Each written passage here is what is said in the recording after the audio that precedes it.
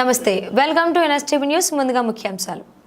పేదల సాగు భూములు జోలికొస్తే తస్మాత్ జాగ్రత్త అని, పేదల భూములను ముట్టుకుంటే తగిన బుద్ధి చెప్తామని Husain Nagar survey number 836 ceiling భూములను పేదలకివ్వాలి. సిపిఐఎంఎల్ మాస్ లైన్ రాష్ట్ర సెక్రటేరియట్ సభ్యులు వి ప్రభాకర్ హెచ్చరించారు.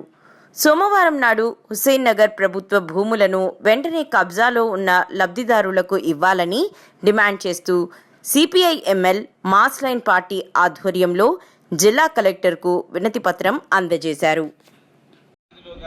హుసేన్ నగర్ గ్రామంలో సర్వే నెంబర్ 836లో గతంలోనే సైదార్ చంగ్ అనేటటువంటి ఒక ల్యాండ్ లార్డ్కి సంబంధించినటువంటి భూమిని సీలింగ్లోనే తీసుకున్నటువంటి భూములు అన్నీ కూడా పేదలకు ఆ రోజు ఉన్నటువంటి ప్రభుత్వ ఆధీనంలో ఉన్నటువంటి భూములు, ప్రభుత్వ భూముల్ని పేదలు ఆక్యుపై చేసుకున్నారు. వాళ్ళు సాగులో ఉన్నారు, వాళ్ళకి పట్టాలు వచ్చినాయి.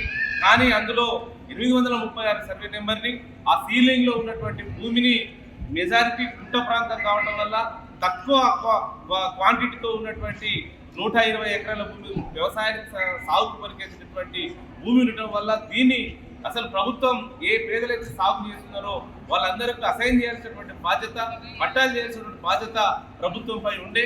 కానీ ఎన్నిసార్లు దరఖాస్తు చేసినా అది అట్లనే ఆగిపోయింది.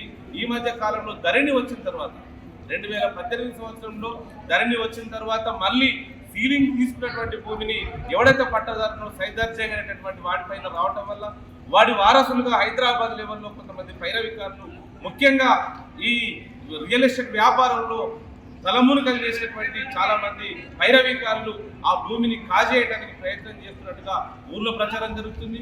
ఈ భూమిని కొట్టేయడానికి ప్రయత్నం చేస్తున్నారు. అందుకని గత 25-30 సంవత్సరాలుగా సాగు చేస్తున్నటువంటి బీసీ, ఎస్టీ, మైనార్టీలకు సంబంధించినటువంటి ఈ పేదలకు ఆ భూముల్ని అసైన్ చేసి ఇచ్చినటువంటి బాధ్యత ప్రభుత్వం వెంటనే పూనుకోవాలని, లేకపోతే ఆ భూములలోకి ఇతరులు కనుక ప్రవేశిస్తే లా అండ్ ఆర్డర్ ప్రాబ్లం కూడా వస్తుందని ఈ సందర్భంగా ప్రభుత్వానికి తెలియజేస్తున్నాం. ఇట్లాంటి పైరవీకారులకు చర్యలు తీసుకోవాలని కూడా తెలియజేస్తా ఉన్నాం.